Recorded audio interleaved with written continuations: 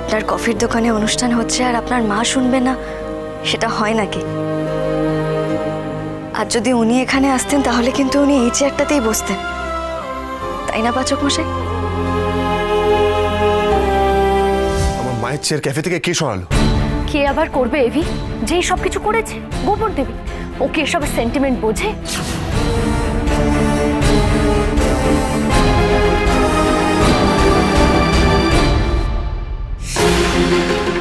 এই, তুই আমায় জিজ্ঞেস করছিলি না যে আমি এই প্রোগ্রাম বন্ধ করে দেবো কিনা?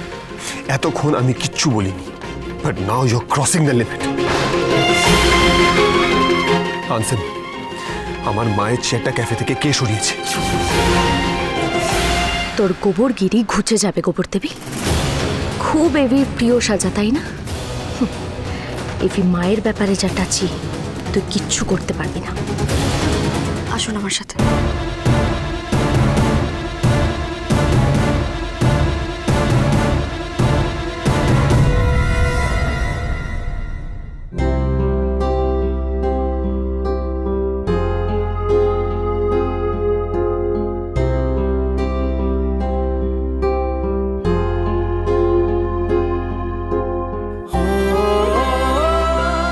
আপনার মা আপনার কাছে কি সেটা আমি খুব ভালো করে জানি পাচক মশাই, তাই তার নামের চেয়ারটা আমি সাজিয়ে দিয়েছি।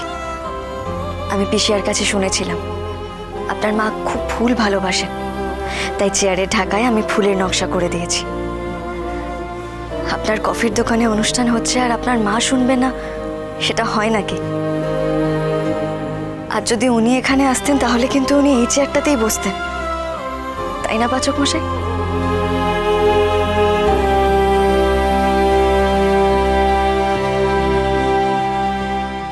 গোবর দেবী ইজ রাইট মা।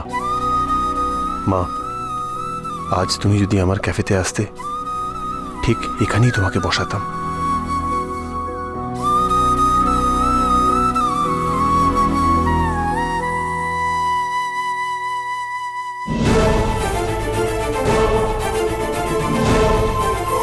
নমস্কার, শুভ সন্ধ্যা।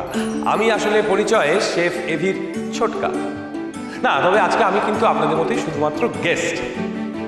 আর আমি ভাবছিলাম যে আজকে যখন আপনারা সবাই এত গান গাইছেন, মজা করছেন, তাহলে আমরাই বা গান গাইবো না কেন? আমার বড়দা মানে এভির বাবা কিন্তু খুব ভালো গান করেন, তাই আমরা চাইছি যে রবীন্দ্র জয়ন্তী উপলক্ষে যদি বড়দা আমাদের একটা গান গেয়ে শোনায়। বড়দা বড়দা এসো এসো। বড়দা এসো এসো এসো।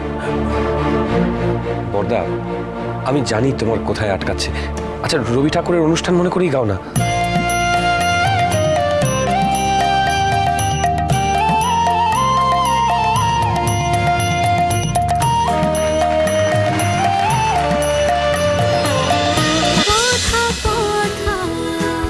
কথা সোম থেকে রবি প্রতিদিন সন্ধ্যে ৭টায় স্টার জলসায় ও ডিজনি প্লাস হটস্টারে।